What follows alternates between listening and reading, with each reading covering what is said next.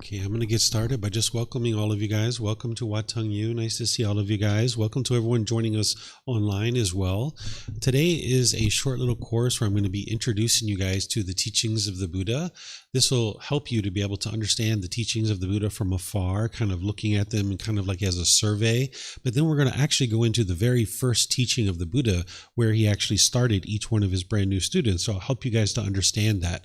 In that particular teaching, you're going to learn what is the problem that he discovered in the mind, what is the cause of that problem, what is the elimination of it, and what is the solution and how to fix it going forward. Because what the Buddha taught is he taught this enlightened mental state of how to get to this enlightened mind, where the mind can be peaceful, calm, serene, and content with joy.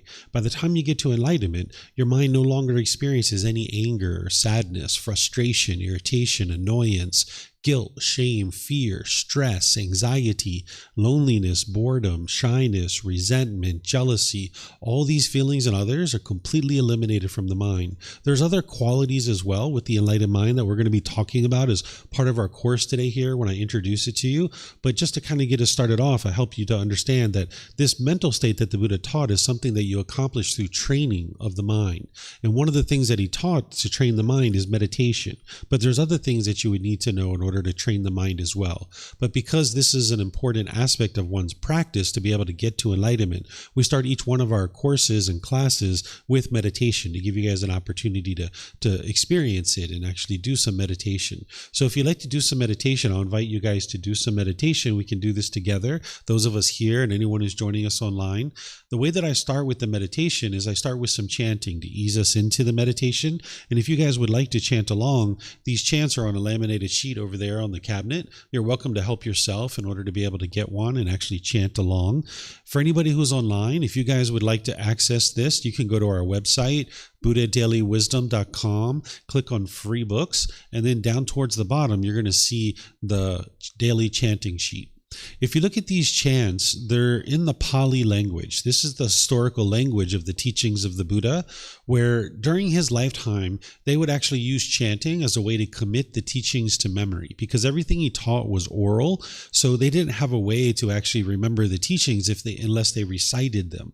So they didn't write them down. The technology didn't exist during that lifetime. But shortly after the Buddha's death, the technology did exist, so they were able to write down his teachings, but they used chanting as a way to remember the teachings. So you can see from the origins of chanting that there isn't anything mystical or magical here. This isn't a rite, a ritual, or a ceremony, or worship. It's not prayer or anything like that.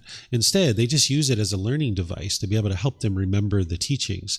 But today, we don't need to chant in order to remember the teachings, because we have books, audiobooks, videos, podcasts, all these different things are available to us to be able to capture the teachings and be able to then commit them to our memory. So today, we use chanting as a way to ease the mind into meditation and get more benefit out of the meditation itself.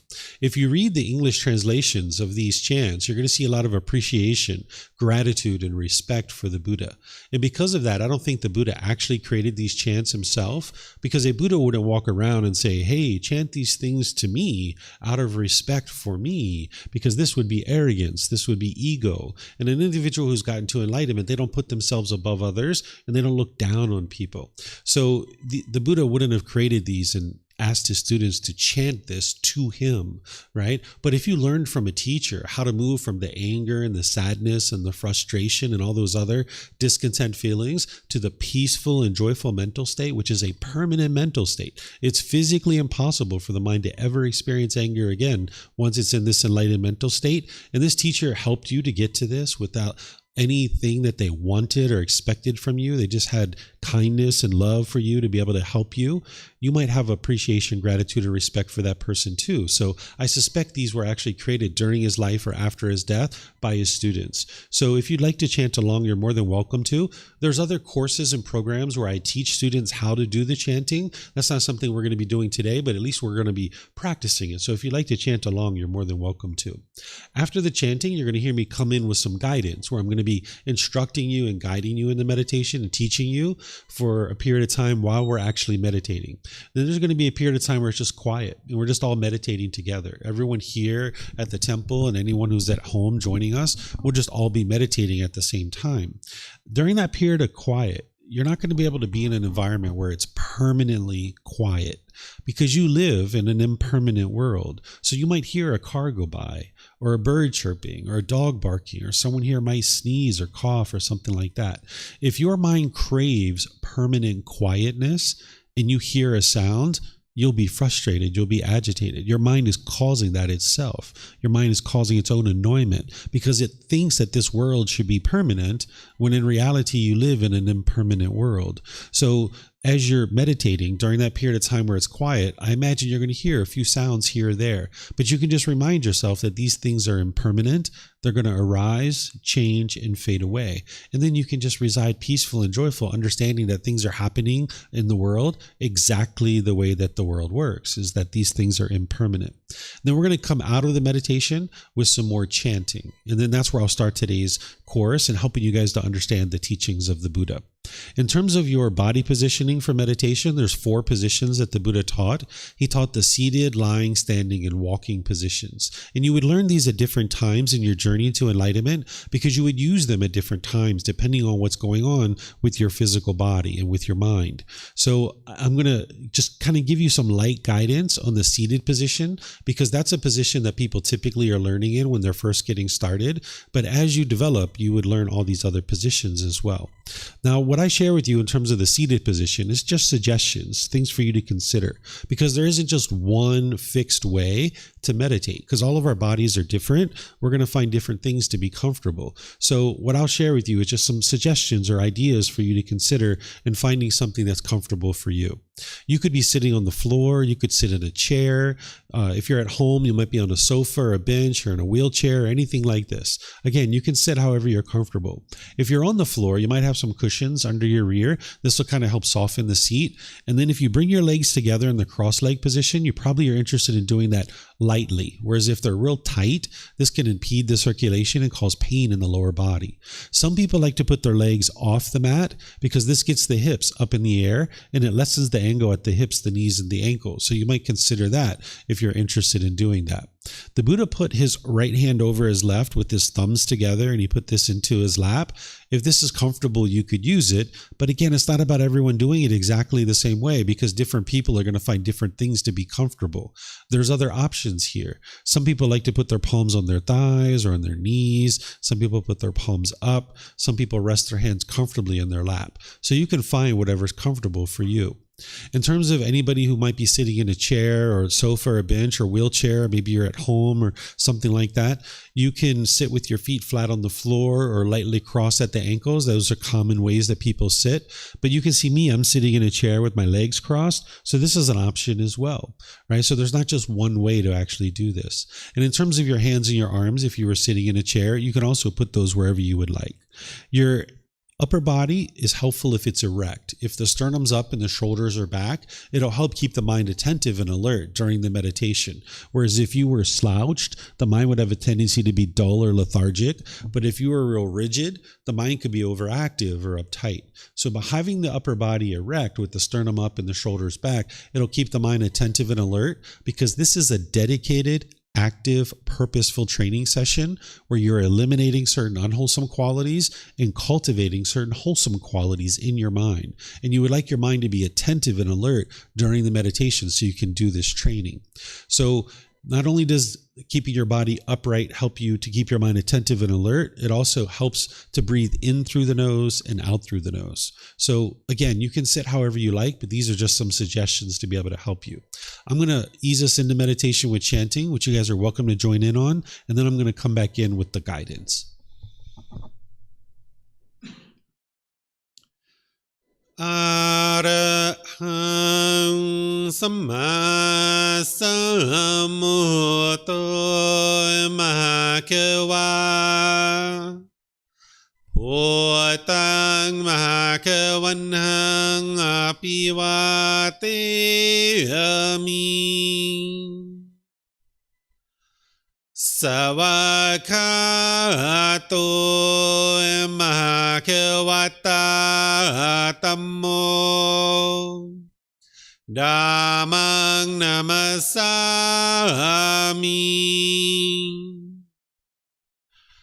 สุปฏิปันโนภะคะวะโตสาวกสังโฆสังฆังนามามินะโมตัสสะภะคะวะโตอะระหะโตสัมมาสัมพุทธัสสะนะโมตัสสะภะคะวะโตอะระหะโตสัมมาสัมพุทธัสสะนะโมตัสสะภะคะวะโตอะระหะโตสัมมาสัมพุทธัสสะอิติปิโสภะคะวะอะระหังสัมมาสัมพุทโธวิจาจารณังสัมมุโนสกาโตโรกาวิตุอนุเตโรปุริสาดามาสติสัตตาตาวามนุสนังโหโตภะคะวะติ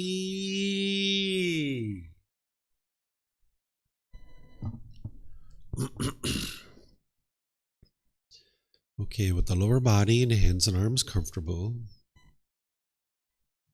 and the upper body erect. Just close the eyes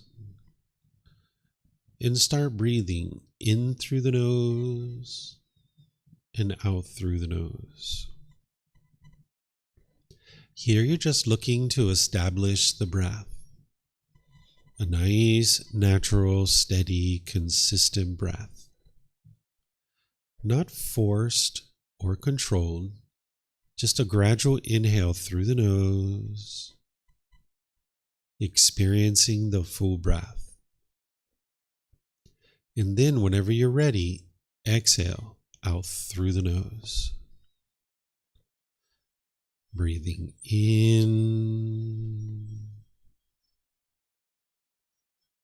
and out. Breathing in and out. Your breath may not match up to the guidance that I'm providing, and that's okay. This is your practice. I'm just here for guidance. You can use this voice as a reminder that whenever you get to the next inhale, breathing gradually through the nose, developing a nice, natural, steady, consistent breath. And then whenever you're ready, exhale out through the nose, experiencing the full breath. Breathing in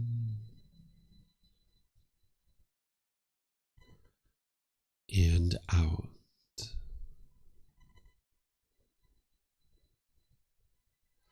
Breathing in and out.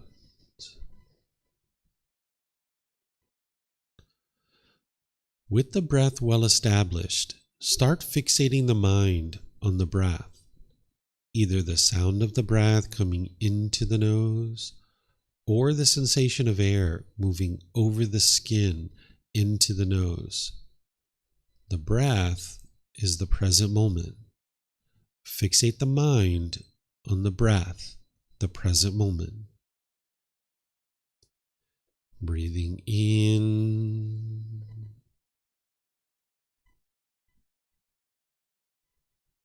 and out.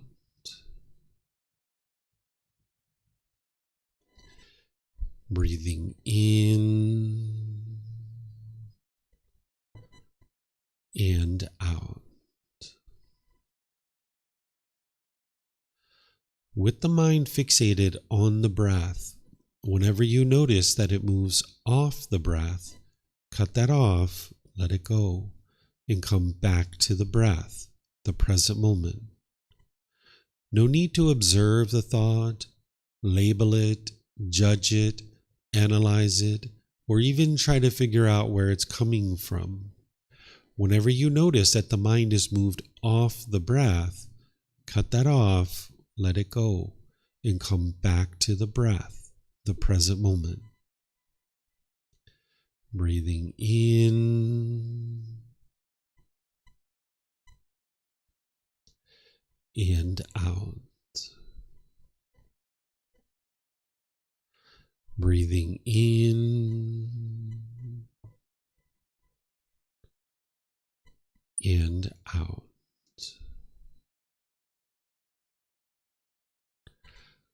I'm going to be quiet now and let you do this work of focusing on the breath, cutting off and letting go anytime the mind moves off the breath. You have nowhere to go. There's nothing to do.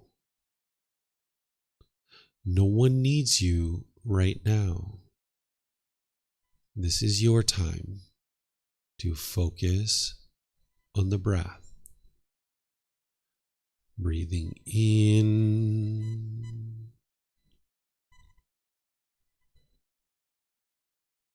and out.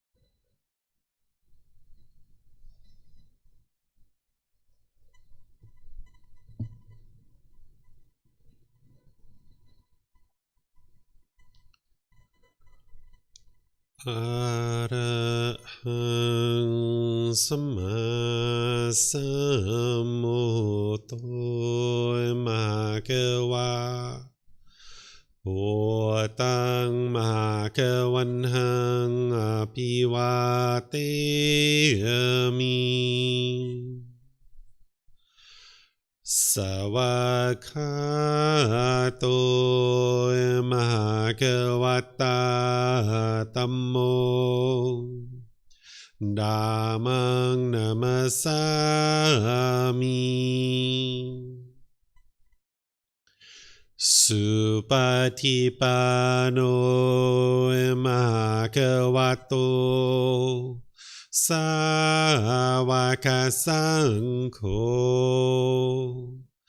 สังฆังนามามินับโมตัสสะภะคะวะโตอะระหะโตสัมมาสัมพุทธัสสะนับโมตัสสะภะคะวะโตอะระหะโตสัมมาสัมพุทธัสสะนับโมตัสสะภะคะวะโตอะระหะโตสัมมาสัมพุทธัสสะอิติปิโสมะคะวะอะระหังสัมมาสัมพุทโธวิชาจารณังสัมมุโนสกขาโตโรกาวิตุ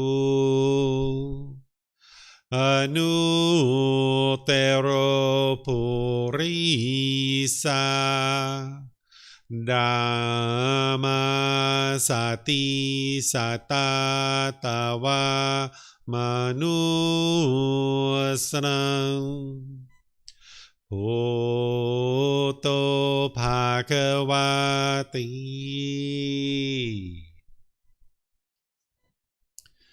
Okay, if you guys would like to slowly make your way out of meditation.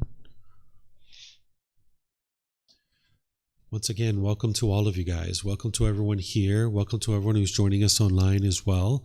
Over the next few hours, I'm going to be sharing with you guys an introduction to the teachings of the Buddha. This is going to help you to understand the teachings of the Buddha from afar, but then we're going to actually go in and penetrate into his very first teaching called the Four Noble Truths. This is where you can actually have a real breakthrough to understanding what is the real cause of all this anger and sadness and frustration, because oftentimes the mind thinks that it's other people that are causing you to be angry or frustrated. But what you're going to be able to see through the teachings of the Buddha in a way that you can independently verify is how your own mind is causing these feelings, and this is why you can actually eliminate them. If it was everyone else who was causing you to be angry, you would never actually be able to eliminate these discontent feelings. So I'm going to teach you in a way that you can independently verify what is actually true reality and what's actually being experienced in the mind. But first, I'm just going to kind of introduce you to the teachings of the Buddha from afar. And as we go throughout our course today, you guys are welcome to ask any and all questions that you like, whether you're here, whether you're online. If you would like to ask questions here, we have microphones in the white bowl there. If you could just get a microphone, press the gray button, you'll see the lights come on, and you just hold this up to your chin, and we'll be able to hear you here at the temple, and they'll be able to hear you online. If you speak here without a microphone, nobody will be able to hear you online. And then you can just keep these microphones with you, because you might have more than one question, or someone around you might have a question, and you can just share your microphone with them. And then for anyone who's online, you can put your questions into Facebook, YouTube, or Zoom in the comment section. Or if you're in Zoom, you can electronically raise your hand, unmute your microphone, and ask any and all questions that you like. So just to get us started with being introduced to the teachings of the Buddha, let's just talk about what is a Buddha. This is going to help you just to get introduced to his teachings, is just to try to understand what is an actual Buddha. We refer to this individual as a fully, perfectly enlightened one.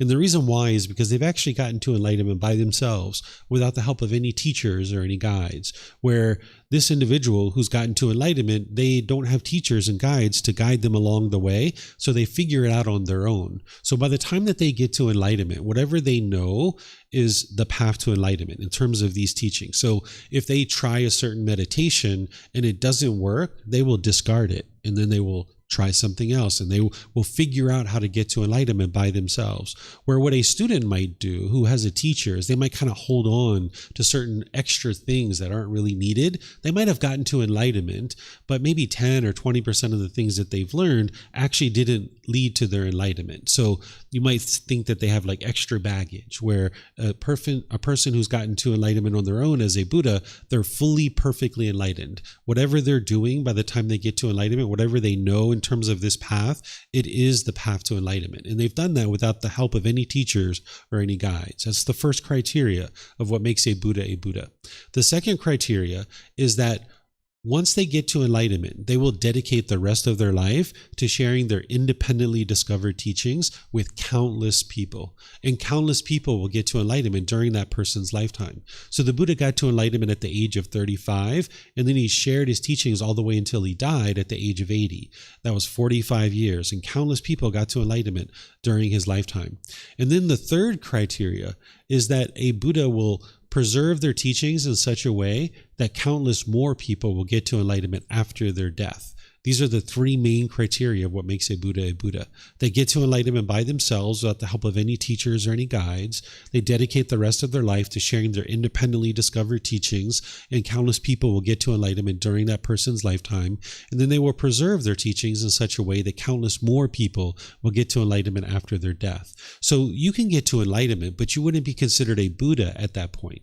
A Buddha is very rare in the world. The last one that the world currently is aware of existed over 2,500 years ago. Now, there are some places that will tell you that everybody is a Buddha, but the Buddha himself didn't say that. That's what people are saying today. The Buddha talked about how rare it is for this individual to exist. And there are certain qualities about a person's mind who is going to become a Buddha that is very different than every other person. Now, everybody's mind's functioning very similarly. In terms of the content in each person's mind, that's different, but the way your mind functions is the same way as every individual. But an individual who's going to become a Buddha, they have one aspect to their mind that is unique to them. And this is what allows them to get to enlightenment by themselves without the help of any teachers or any guides. They have a deep, profound memory, even in the unenlightened state. So they have an unlimited capacity to be able to remember countless details about their current life and their previous lives too. And that's what allows them to get to enlightenment by themselves, is they put together all that wisdom in their last life, and then that's what allows them to get to enlightenment on their own. So you might think about it like a hard drive, right? Like you have a certain capacity of a hard drive. And when you are experiencing certain things, when you get to your capacity, you're going to need to delete old files in order to store new files, right? So if you have like 500 gigabytes or 1 terabyte, you're going to have to delete old files in order to store new files. This is why, like in the last 5 or 10 years or so, you pretty much remember all the things that you've been up to and what you've been doing. But if you think back to your childhood, you probably have spotty memories where you can remember some things, but not with real crisp clarity. You just have kind of spotty memory because you've had to delete those files in order to store these new files that you're experiencing. But an individual who gets to enlightenment on their own, that's an actual Buddha, they don't have that. They have an unlimited capacity in their mind. They can remember countless details very crisply about their past in this life and their previous lives as well. And all that wisdom comes together, and that's what allows them to get to enlightenment on their own, because they're able to cultivate all that wisdom and bring it to bear in their last life to train their mind and actually get to enlightenment. An individual who is a Buddha, they can also quickly determine the condition of another person's mind just by spending time with that person. And then they can actually offer that person teachings that would actually help them. They don't do this in an unsolicited way. It's only their students that they would do this with, but they can observe the quality of a person's mind, and they can see exactly what's happening within that person's mind to be able to then provide them teachings that are going to help them to eliminate those certain unwholesome qualities and then be able to actually get closer to enlightenment. So an individual who's a Buddha can actually essentially see and understand another person's mind. And then the last thing here is that an individual who's a Buddha is a living, breathing, walking example of their teachings. Whatever they teach, they also practice that same exact thing. It's not like they teach one thing and then they practice something completely different. They're a living, breathing, walking example of their teachings because they understand that they're teaching just as much through their spoken words as they are through their actions, because their students are going to be observing their actions to be able to learn the path to enlightenment. So an individual who's a Buddha is going to be a living, breathing, walking example of their teachings so that their students can understand how to practice these teachings closely. So these are the criteria of what makes a Buddha a Buddha. And as I mentioned, we refer to this person as a fully, perfectly enlightened one because they don't have extra baggage around like an average enlightened being would. And what they do is they spend the rest of their life essentially putting down lights along the sides of the path, making it bright and illuminating it for everybody else to be able to see how to get to this enlightened mental state. Their mind's already peaceful. Their mind's already joyful. They're not trying to convince anybody of anything. They're not trying to force anybody to do anything. They're just helping people. They're essentially making themselves available to all those with a sincere interest to learn and practice to be able to experience the same enlightened mental state. And in terms of the teachings of the Buddha, what they are, is the teachings of the Buddha are a path to attaining enlightenment in this life through purification of the mind. You're actually training the mind and purifying it of certain pollutions. The Buddha discovered these 10 individual pollutions in the mind, and he figured out how to uproot them and eliminate them out of the mind. We refer to these as the 10 fetters. The reason why we refer to them as a fetter is because during the lifetime of the Buddha, if you were a prisoner and they were trying to keep you confined in a certain area, they would attach a fetter to your ankle. What a fetter is a shackle and chain and a ball, and they would just keep you turned out in a field. Where today we put people in prison cells and jail cells, and that's how they keep criminals in a certain area. Where during his lifetime they would attach a fetter to your ankle. So he describes these pollutions as fetters because it's keeping the mind trapped and confined in this continuous discontentedness over and over and over again. But when you free the mind of these fetters, the mind is free, it's liberated, it's now able to be peaceful and joyful all the time. So these are the pollutions that you're purifying the mind of. And he figured out what those pollutions are, and he figured out the tools and techniques of how to uproot those and get them out of the mind. And as you do, you'll experience these qualities in others. This is a mental state of enlightenment that can be experienced in this life, or some people can experience it at death as well. But the ideal would be to experience it during your life, because then you can enjoy the rest of your life with that peaceful and joyful mental state. It is a permanent mental state that once you get to enlightenment, your mind will never again experience anger, sadness, or frustration, or any of these other discontent feelings, because you've eliminated the causes and conditions that are producing them. So it's physically impossible for an enlightened being to experience anger or frustration or resentment or hostility or bitterness or guilt or shame or stress or anxiety. It's just physically impossible for that to occur because you've purified the mind of the causes and conditions that are producing these. An individual will have a high degree of focus, concentration, clarity, and deep memory, because when those pollutions are in the mind, your mind can't perform optimally. But when you uproot those pollutions and the mind is performing with this purification of mind, you'll notice that high degree of focus, concentration, clarity, and deep memory. And the mind will be functioning in this way with ease. You'll notice that there's this deep wisdom in the mind, where the mind can be polite, kind, friendly, and respectful at all times towards all beings. Where you might have trouble with that right now. There might be certain people that you're bitter or hostile or harsh to. And that's just because of the mind's lack of wisdom and its lack of training. And I'm going to explain to you guys how this kind of starts and how you can get moving with this. Because oftentimes people think that they're justified in their anger, when in reality, it's not other people that are causing this anger. This bitterness and hostility can all be eradicated and eliminated from the mind, where you're not causing harm to others. And because of this, as an enlightened being, your personal and professional relationships will really be blossoming. They'll be at ease because you're not being bitter and harsh and hostile any longer. When you're putting out bitterness and harshness and hostility, it's damaging the relationship. And now that's all going to come back to you. People are going to treat you in that exact same way. And you'll also notice that the mind will be conducting these relationships with ease because you're not being frustrated and agitated and annoyed any longer. Again, the way this is happening is through elimination of the 10 fetters. That's what you're purifying the mind of. But when we talk about these 10 fetters from kind of like a high level, we refer to them as the 3 poisons or the 3 unwholesome roots or the 3 fires. This is called craving, anger, and ignorance, or the unknowing of true reality. This is talking about the 10 fetters from a high level. I'll just give you kind of an overview of what these things are. What craving is, this is the longing, the yearning, the desire, the wanting, the expecting things to be a certain way. It's like an unquenchable thirst that the mind wants things to be a certain way permanently. It's craving, it's longing, it's yearning. So if the mind gets what it wants and its cravings are fulfilled, it will get pleasant feelings like happiness, excitement, elation, thrill, exhilaration, or euphoria. When the mind's not getting what it wants or expects, it's going to experience painful feelings like anger, sadness, frustration, irritation, annoyance, guilt, shame, fear, stress, anxiety, and others like this. So the mind, with its craving, longing, yearning, it's almost like it's thinking the next new shiny object waiting around the corner is going to provide lasting satisfaction. So it chases and chases and chases and chases and chases. If you've ever been in the mall and you ever saw like a new pair of shoes and you were like, oh, a new pair of shoes. Oh, I got to get those shoes on my feet. Oh, they're going to look so awesome.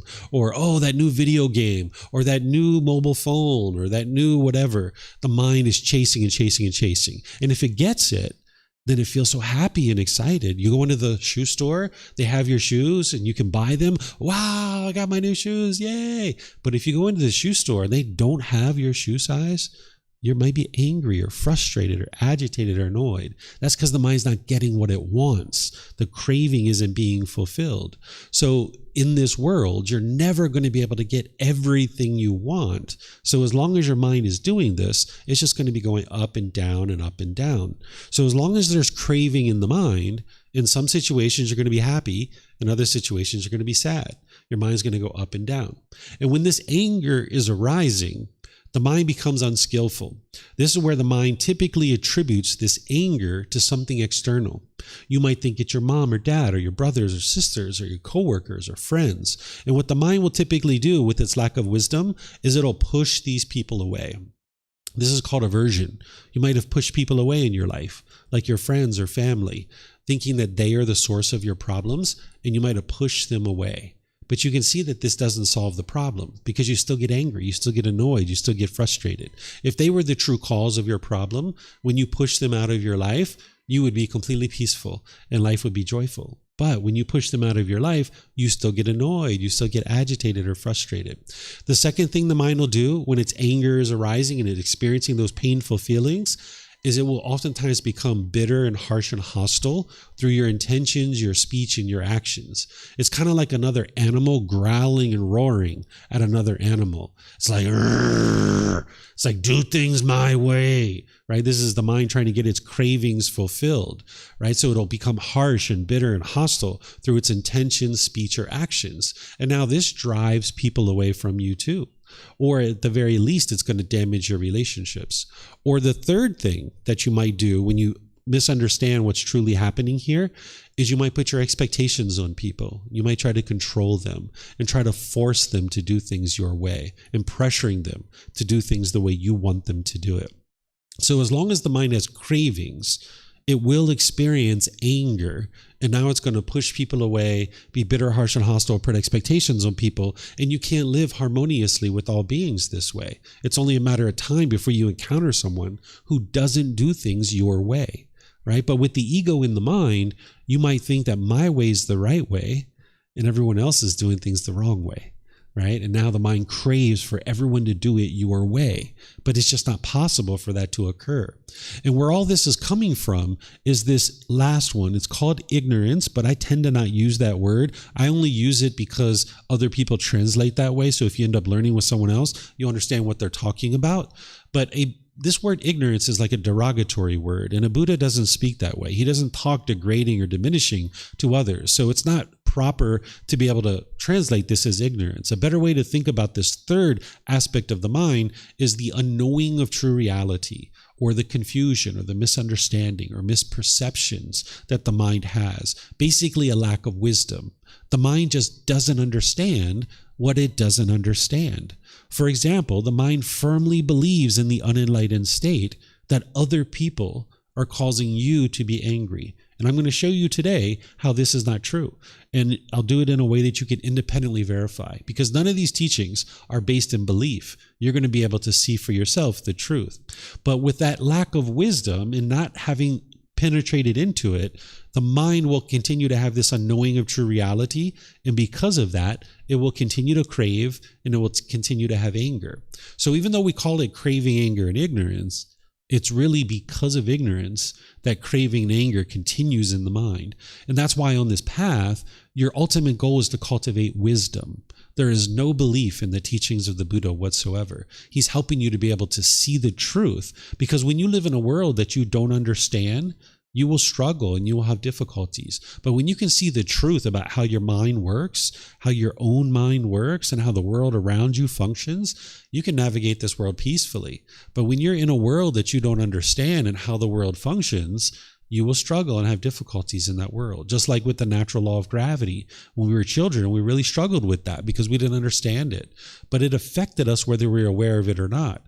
And once we cultivated wisdom about it, then we could navigate the world peacefully. We started tying our shoes. We started looking at the surface of the street. Now we're at the point we can climb ladders, ride bicycles, get on airplanes. We have no issues with the natural law of gravity, right? If we fall down, we might even start laughing, right? Because we understand this natural law of gravity.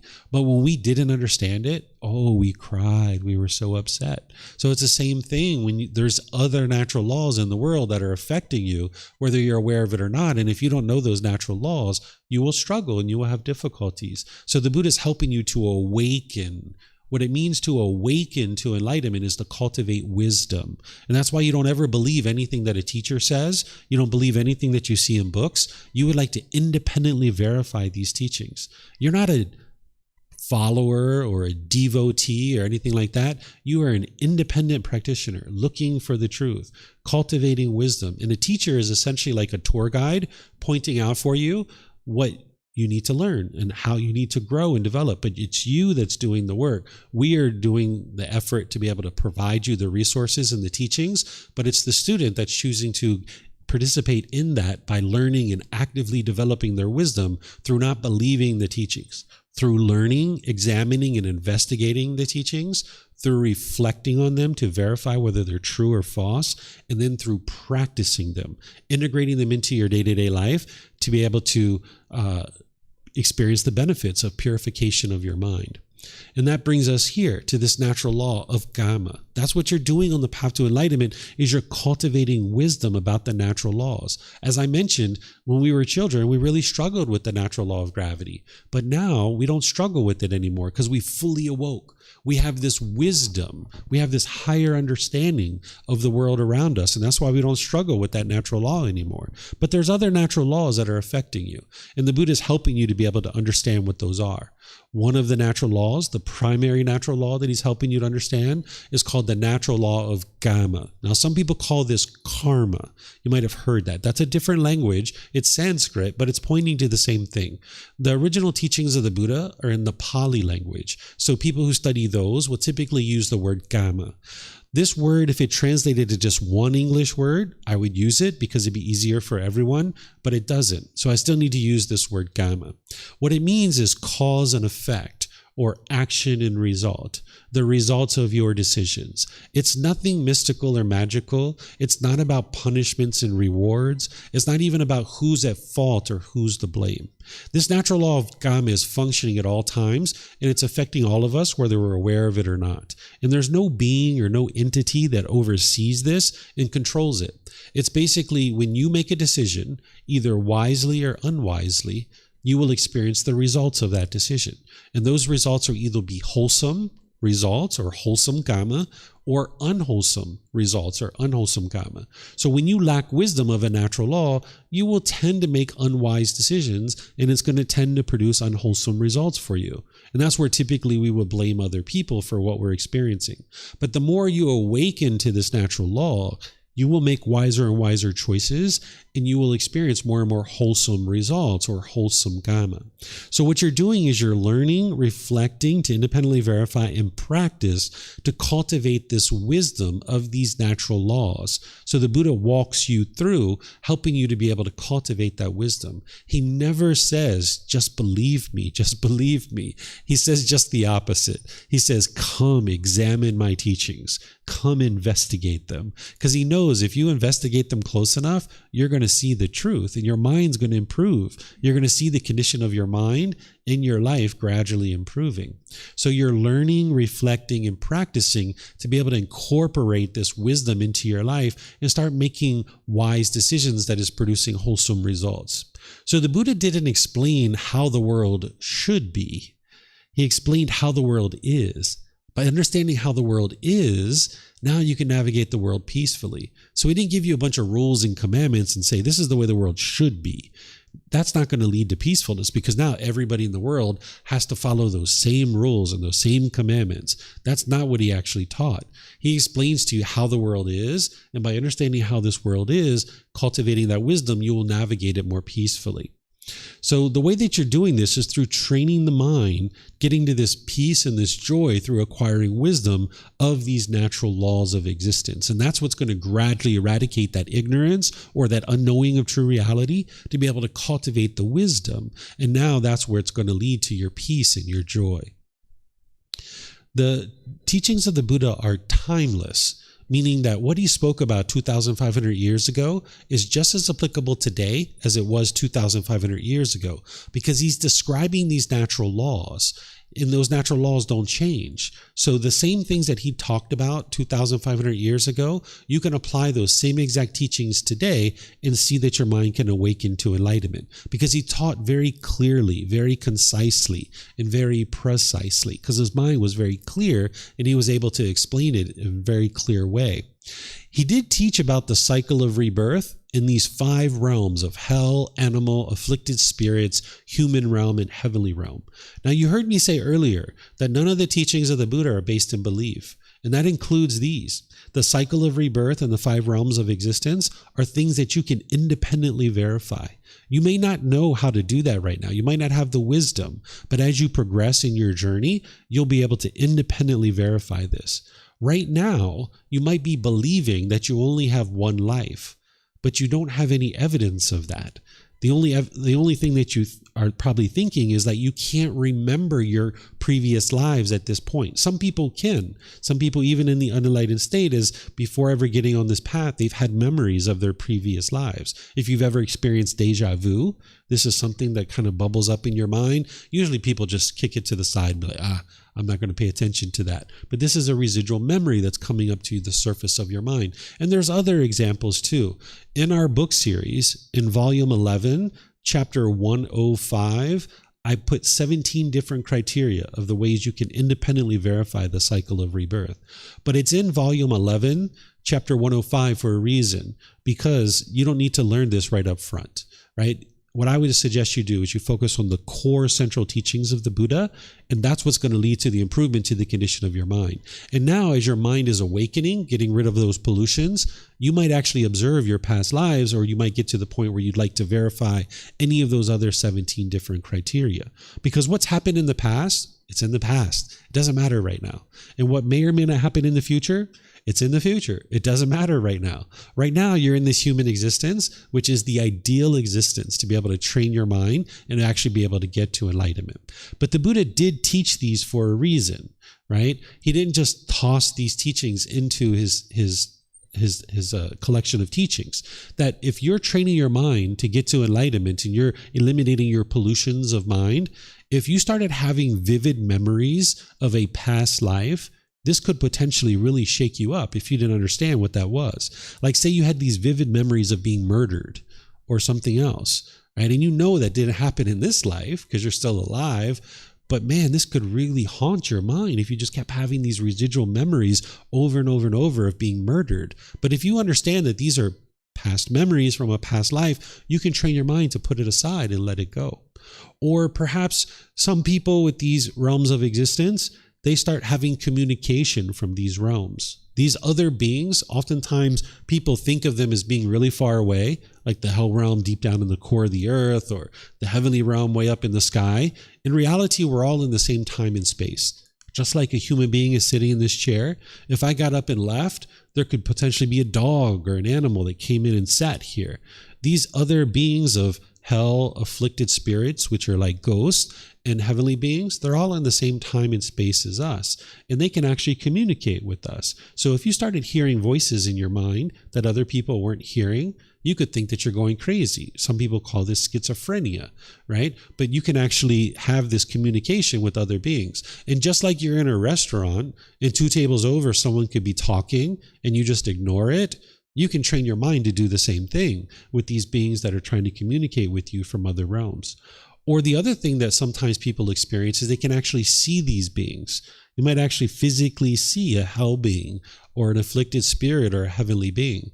And if you saw that and you didn't understand how the world is, it could really shake you up, right? But if you understand how the world is, that there's some beings that have physical form, but there's other beings in the world that don't have physical form. And now when you see those beings, it just makes complete sense to you, right? Because sometimes people think they're going crazy when they see a ghost, for example, or some of these other beings. So the Buddha taught all of this for a reason, because it helps you to understand how the world is. But you can really set all this aside in terms of this part of it, because it's not something you need to learn right up front. But if you were interested in it, it's in that particular book. But I suggest people to just set it aside and focus on the core central teachings of the Buddha. The Buddha did teach about this being of God as well. Sometimes people think that the Buddha never taught about God. You actually hear people that will flat out say the Buddha denied the existence of God, or the Buddha rejected the existence of God. This isn't actually true. If you study the original teachings of the Buddha, you can see it very clearly that he did teach about this being. Anybody who says those kinds of things hasn't actually penetrated into the teachings of the Buddha deeply enough. But the difference about what the Buddha taught versus what some other people taught is he didn't put God as a central figure in his teachings, because it's not God who determines whether you get to enlightenment or not. It's your decisions that determine that. So he put you at the center of his teachings. He didn't put God in the center of his teachings. So there isn't any worship or praise or anything like that, or rituals or ceremonies in terms of with God. If somebody was interested in getting to enlightenment with a relationship with God, they could do that, and they would need certain guidance to be able to understand how to do that. But if they weren't interested in a relationship with God, you can also get to enlightenment that way too. Because again, it's not God who determines whether you get to enlightenment or not. So the Buddha did teach about this being of God. He just didn't put him in the central figure, central role, because it's not God that determines what you experience in your life. It's your decisions that are leading to any particular results in your life. Okay? And then also, the largest, most complete collection of the teachings of the Buddha, it's called the Pali Canon. And it's called the Pali Canon because the original historical language is in Pali. It's 45 volumes of books that are about this thick. And that's what we have left of the teachings of the Buddha. He taught more than that, but that's what we actually have left, right? Is these 45 volumes of books. These discourses were documented shortly after his death, because the technology to write things down didn't exist during his lifetime, but it came along later after that. You might not see writing something down as technology, but 2,500 years ago, that was technology. So it took a while for it to be able to make its way to that region of the world. But by the time you get to enlightenment, whatever teachings it took for you to get to enlightenment, you will remember those teachings for the rest of your life. You will have a deep, profound memory. Your mind will be performing optimally. And whatever it took for you to get to that mental state, you will remember that for the rest of your life. So shortly after the death of the Buddha, 500 enlightened beings, and there were countless of them that existed, they came together and they documented his teachings and agreed that this is what he actually taught and this is what led to their enlightenment. So that's what we still have access to, is this 45 volumes of books. This book series that I share, the 13 books, I've consolidated these teachings into these 13 books. There was a team of people that worked to kind of consolidate and extract some of the most important discourses of the Buddha, and we put it into this book series. And then I've updated the word choices and provided information that's going to help you to be able to integrate these teachings into your day-to-day life. So this book series is now available for you at no cost. You can get access to it.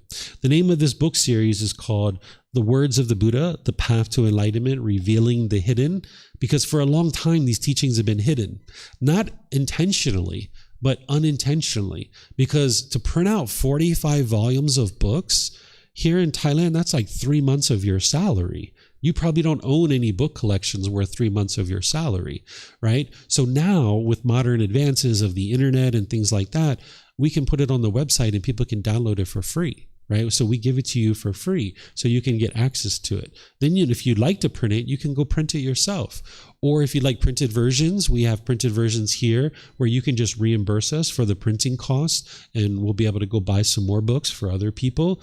Or you can order it on Amazon. And this way you can get access to his original words and what he actually taught in a consolidated version. So that's the name of this book series.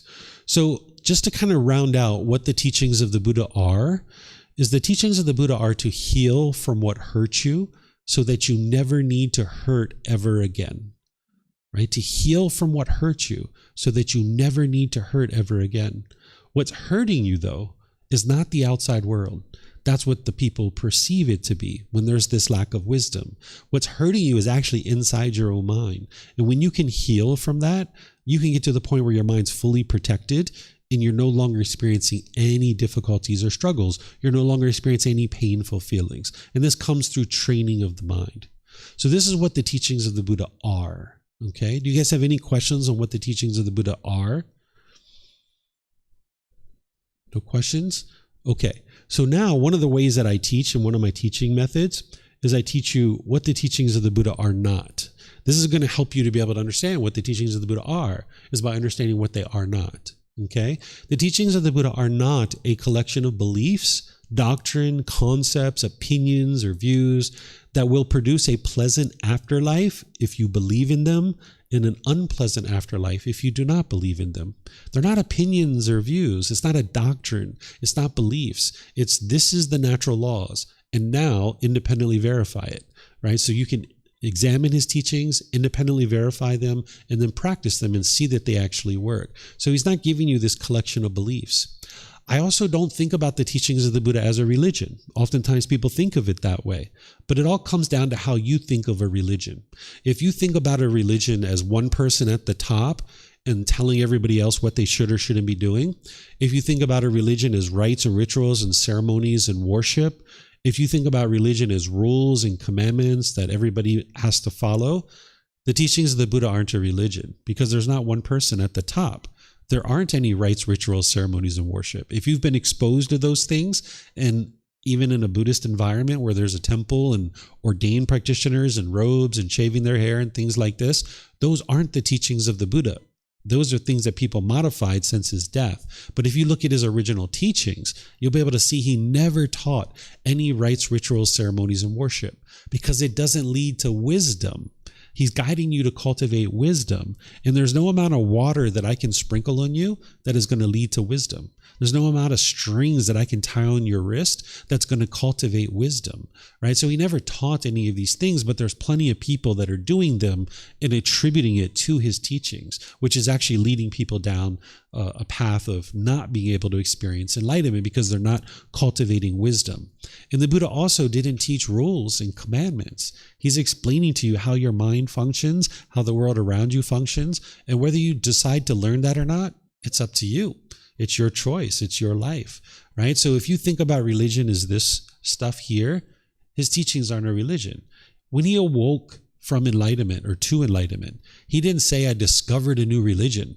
He said, I've discovered a better way of life. That's what he said. There was no such thing as Buddhism during the lifetime of the Buddha. The Buddha himself was not a Buddhist, right? Just like Jesus was not a Christian, right? These are all things that came afterwards, right? So a Buddha is going to be learning and growing, the Buddha is going to be helping you to learn and grow and develop to be able to cultivate wisdom. And it doesn't involve any of these kinds of things, right? You're your own independent practitioner with a teacher being a tour guide for you. The teachings of the Buddha are not punishments and rewards. He's not teaching you a bunch of punishment and rewards and trying to fear you or guilt you or shame you into being or doing any particular thing. They're also not a bunch of mystical or magical or superstitious or auspicious things. If you see those kinds of things, that's not the teachings of the Buddha. He says very clearly that his teachings don't include any superstition or auspicious things. There's nothing mystical or magical about it. The teachings of the Buddha aren't something to attempt to force others to do or convince other people to do. Sometimes when you learn these kinds of things, people send you out into the world to convince other people to do things. This isn't the way the teachings of the Buddha are. This is almost like a self-help program for you. This is for you to grow and develop. You don't have to go out into the world and convince other people to do something. This is for you to learn and grow and develop. It's like a self-help program that's been around for 2,500 years. So it's well developed and well vetted, and it actually works. Also, the teachings of the Buddha are not these short, catchy phrases that will produce some sort of benefit in your life. If you spend any amount of time on social media, you're going to see little memes. I think that's what they call it, right? A meme? M-E-M-E, right? That says like some phrase, and then it says the Buddha. If you research those things, 99.99999% of the time, it's not even the Buddha's words, right? Somebody just came up with a phrase and they slapped the name the Buddha on there to give it credibility so it'll float around the world, right? So these little short catchy phrases that you see on the internet, these aren't from the Buddha himself. These are from people nowadays or shortly in our past. There's an actual website that researches these. It's called Fake Buddha Quotes, I think .com, and they go out and they trace down all these quotes of where they actually came from. And most of them are within the last couple of 100 years. It's not even from the Buddha himself. The Buddha's teachings are very deep, very profound, and they're not little short, catchy phrases. Also, the teachings of the Buddha are not stuck in a cultural past that degrades and judges other people. Sometimes people think that teachings like this, the Buddha must have degraded women, right? He must have looked down on them. Or, he must have degraded minorities or people who prefer same-gender relationships. No, not at all. The Buddha didn't degrade or diminish anybody whatsoever, no matter their gender or sexual orientation or ethnicity or anything like that. During his time where he was enlightened, he was teaching that everybody is equal, and he didn't teach to denigrate and degrade other people. He was teaching husbands how to respect their wives. He was teaching wives how to respect their husbands, how to have harmonious relationships with the people around you. The Buddha understood that same-gender relationships don't cause harm, right? That two loyal, loving, consenting adults, no matter what their gender, if they're choosing to have a sexual relationship, they're not causing harm to anyone. He understood this 2,500 years ago, where today there's people who don't understand that, right? And he was aware of same-gender relationships because he talks about it in his teachings. But he just makes the observation that it's occurring, and he doesn't teach anything about it because there's never been a time in history where everybody had sex with the opposite gender, because that just doesn't exist. There's going to be some people who prefer to have sex with the same gender and some who prefer to have sex with the opposite gender. And that's normal. Two loyal, loving, consenting adults choosing to have sex with each other, they're not causing harm to anyone. So the Buddha didn't degrade or diminish or judge anybody and look down on them. He was helping people to be able to get to this peaceful and joyful mental state. So this is what the teachings of the Buddha are not. Do you guys have any questions on this? No questions? Let me check online here. Those of you guys online, you guys can ask questions as well. Let's see, our internet's kind of working. It's kind of limping along. All right. You have a question? Yeah, if you could use the microphone, then the people online will be able to hear you.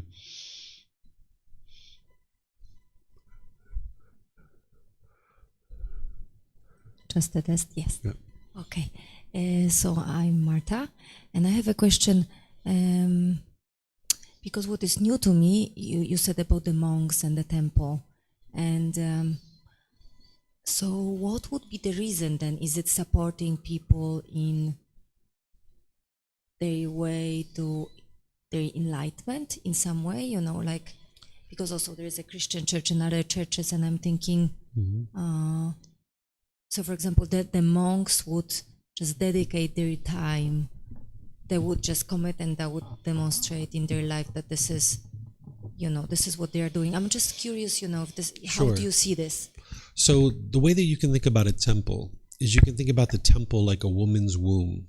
The womb of a woman is the very best place for an individual to grow and develop and become a human being, right? So a temple is an environment that we all create by providing resources to create this environment. So somebody donated this land at some point, and then they donated the money for all the buildings and the resources, and people came together and built this place over 500 years ago. This building isn't 500 years old, but that one over there is, right? So people got certain value out of these teachings, and they said, I would like to make these teachings available for others here, you know, make a place where people could come and learn and grow and develop. So what you've got is you've got like a learning center here where people can come and learn and grow and develop to become a better and better human being, just like the womb of a woman. So what the Thais have done is they've created essentially a mental health network all around their country that is a self-funded, essentially donation-based. If someone would like to offer a donation, they can, but they're not required to, where people can go into a temple, find someone like me, sit down and talk or learn or develop, and they can grow and develop into a better and better human being. If they're having trouble with their career or their children or their personal life or what have you, they can get help for that. And they're not required or expected to do anything at all. It's just that the help is here and available for them. So that's why in Thailand, just about every village is interested in having a temple in their village, because that's the source of where they're going to get the help that they need in order to be able to live a better and better life. The people who are at that temple, whether they're ordained or household practitioners like me, we're dedicated to helping individuals who come to learn and grow and develop. And what we should be doing is we should be learning and growing and developing ourselves on the path, getting closer and closer to enlightenment, or actually enlightened ourselves. And now with that wisdom that it took for us to be able to develop that, now we give it back to the community. So there's this mutual support that the students are helping to support the center and the teacher is helping to support the students. And now people are growing and developing, becoming better and better individuals. So it's like a learning center, a cultural center. Yeah, great question. Any others that you guys have? No? Okay. So it's now 2:20 essentially. This is where I usually offer to take a little break for you guys because when we come back, there's this teaching, the very first teaching of the Buddha. It's called the Four Noble Truths. This is where you can have a breakthrough to be able to learn what is the problem in your mind, the cause of it, the elimination of it, and the path forward. In 4 simple statements, I'm going to be able to independently help you, and you'll be able to independently verify what is causing these feelings in your mind. It'll take me about 45 minutes to teach this. So if you guys would like to take a break, we can take maybe a 20-minute break. That'll get us back at 2:40. Give you guys a chance to talk, use the restroom, get some snacks or what have you. And at 2:40, I'll pick it up from there. And then I'll share with you guys the Four Noble Truths and helping you guys to understand this very first important teaching. So take your time, and I'll see you guys in about 20 minutes. Okay? Thank you so much.